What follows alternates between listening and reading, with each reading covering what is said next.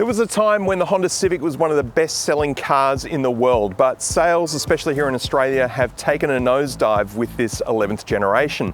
And that is actually by design on Honda's part. They're now chasing a more premium end of the market, with this hybrid version of the Civic now costing more than an entry-level Audi A3. But is it worth the extra cost? Let's find out. Welcome to Four Wheels in the Seat. I'm Alex Dalrymple, and this is a channel where you can see new cars reviewed every week. But you don't want to miss one, so you want to hit that subscribe button down below. You know you want to do it, and give me a like as well if you enjoy the video. The 11th generation Civic is a good looking car, and being the owner of a 10th generation model myself, I initially thought it looked a little bit plain, but the more time I spend with it, the more I like it. The front end of the 11th generation model is more of an evolution from the previous one, and I think it actually looks pretty good. It's a little more refined perhaps. I like these elongated LEDs and the hexagonal shape here in the front grille, and the bonnet has been moved back into the body just a little bit further. It's a pretty refined, good looking car. Honda have not made the sedan version of the Civic available in Australia due to low sales of the previous model, but interestingly, the two cars look kind of similar in profile. I really like the 18-inch alloys done in shiny black. They wouldn't look out of place on a Type R. The only sort of interesting detail here is the little sort of chrome piece here on the back window. That's sort of looks like a little bit of an afterthought. The back of the Civic is probably its most conservative looking angle. I did like the previous model a little bit better. Underneath the tailgate here, we've got a little bit of a smaller boot here in the hybrid version than the petrol one. It's around about 10% smaller, coming in at 410 litres. And interestingly, we've got a cutout for a spare tyre here underneath the floor, but there isn't one. Instead, we get a tyre repair kit behind this panel here. Every car is different, and it's like a challenge in these reviews to work out how the hell to open up the bonnet.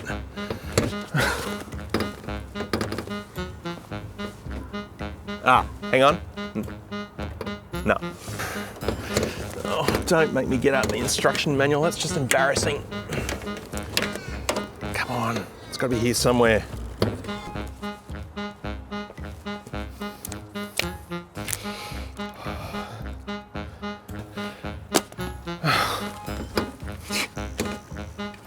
You know what, I'm gonna find it and it will, there we go, got it, yes!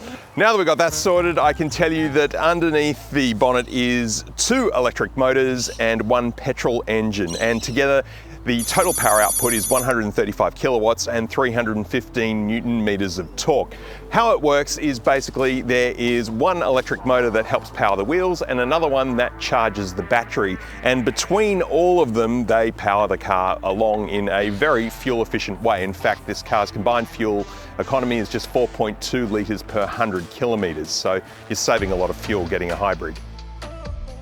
The all-new interior of the 11th generation Civic is definitely a step up from the previous model, and it is even a bit of an acknowledgement of the very first Civic, especially with this grille across the middle of the dash here. It looks really, really cool, and I like these air conditioning adjustment sort of joystick controls here that change the direction of the airflow from the climate control. Up on top, we've got an okay sized center console screen, and the software is definitely an improvement over the last model, although it is not necessarily the best out there. I think Hyundai and Kia still do a better job of this, but it's a pretty good system, and this one's a little bit different from the petrol model in that we have some additional screens to show you how power is flowing from the battery to the engine and vice versa. And there is also wireless Apple CarPlay, which works really well. There's a 12-speaker Bose sound system, which sounds really good too, and native navigation as well. The climate controls have now been separated from the center console screen in this model, so we've got a separate row of controls down here, which are pretty easy to use. 2 USB-A ports down here, plus a 12-volt outlet. Wireless phone charging with a couple of guide rails here to stop your phone from sliding around. We've got some good-sized cup holders and a nice textured plastic sort of console down here at the bottom. The petrol version of this car has a normal everyday gear shifter, but here in the hybrid, we've got push button controls for park, reverse, neutral and drive. A good sized center console bin with a removable tray. The hybrid Civic picks up a fully digital instrument cluster as opposed to the petrol version's analog and digital combo. I think this actually is much better. There's two distinctive display modes to choose from, and you can also put various drive mode information up on the screen as well. The steering wheel feels pretty good. Honda wheels are pretty durable, and there's some nice stitching on it, and I like the layout of these buttons. We also get a heated steering wheel here in the hybrid, and the seating position is actually really good in the cabin. It feels nice and low and quite sporty, so we've got good visibility right to the front of the bonnet there. The wing mirrors are a little bit on the small side, but there is blind spot monitoring there, and blind spot vision by turning your head is actually pretty good as well. The seats are leather, they are heated, and there's lumbar support, which I think the petrol version misses out on. And yeah, they're really pretty comfortable. Also here in the hybrid, we get a nice big panoramic sunroof as well, which keeps the interior of this car nice and light and bright with a grey headliner. The petrol version has black headliner, which does make it a little bit gloomy. I think I'd rather be in this car. Space in the back of the Civic has always been a little bit on the limited side. These are not big cars, and it's the same story here. So I'm 190 centimeters tall. My knees are just touching the seat in front in my own seating position, and look, that's fine. On a long trip, maybe not so great, but around town, no issues at all. Headroom is a bit of an issue though, and I think the sunroof actually does make that a little more limited in this car than it does in the petrol model, which doesn't have a sunroof. Another thing that the hybrid gets that the petrol car misses out on are rear USBs. Bizarrely, they aren't in the other one, but they are here, thank God.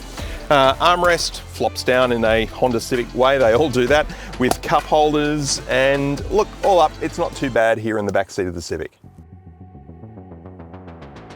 The really interesting thing about the Civic eHEV is the way that the powertrain works, with its generator and electric motor and petrol motor all working together, and the switching between the modes is absolutely seamless. You really can't tell the difference between when the car is in electric mode or when the petrol engine is running it. It is an extremely smooth transition. In fact, the only real way to tell is when the EV light lights up on the dash. Every now and then you do hear the generator whirring away, charging up the battery. And you can see what's going on here on the PowerFlow app on the center console screen. You can see where the power is going and how the power is being directed from the wheels back into the battery, and how the generator is charging the battery, or when the petrol engine is engaged. That car just went through a red light. So in that sense, it's almost like an electric train, because sometimes you hear the generator of those whirring away when they're stopped at the station. And it's sort of the same kind of thing here. But it's the combination of the electric motor and the petrol engine that really does make this quite an entertaining car to drive. I mean, it's not at Type R levels of acceleration, but it's still really good. Plus, of course, having an electric motor and being a hybrid, you have vastly improved fuel efficiency, and you can get live fuel efficiency reported here on the center console screen.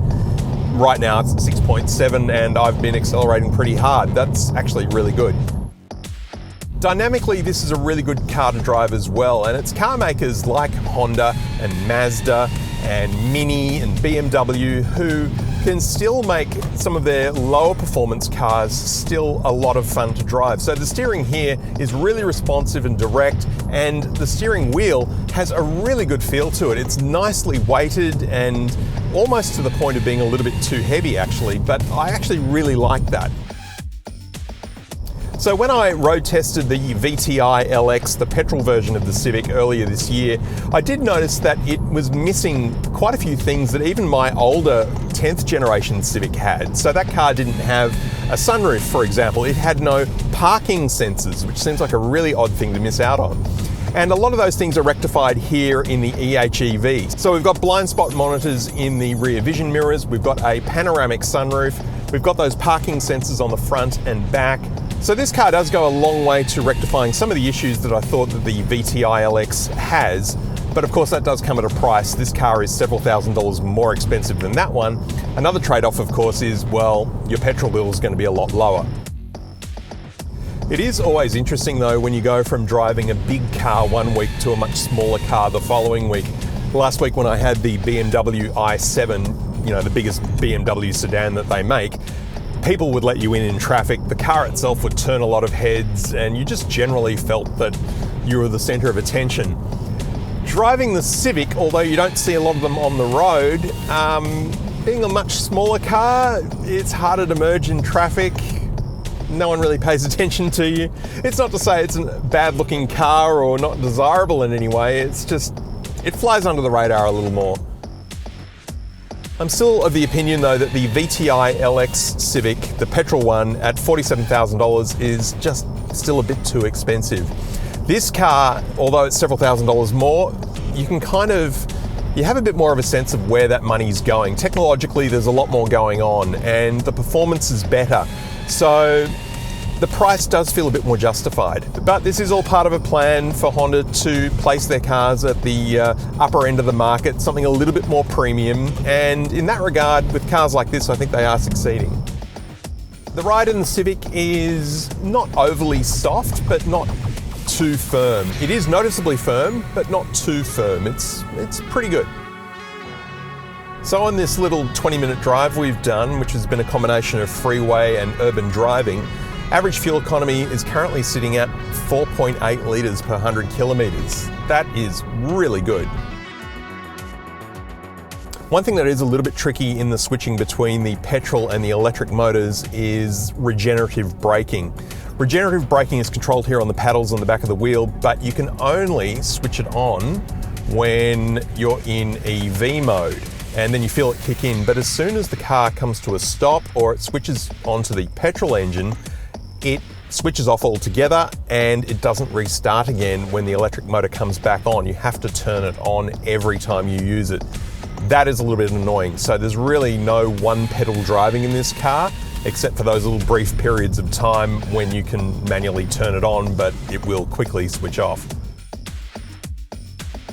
I would love to see a fully electric Honda Civic, and I'm sure that we'll probably get one before the next generation comes along.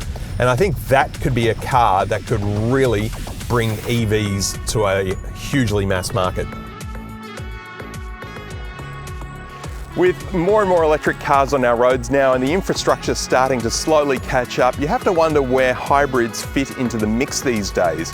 But at $55,000, the eHEV Civic is a pretty good bargain because it picks up a lot of technology that the petrol version of the Civic misses out on, and its fantastic fuel economy makes it hard to go past. And much as I would love to see a fully electric Civic, the eHEV Civic is really, really good.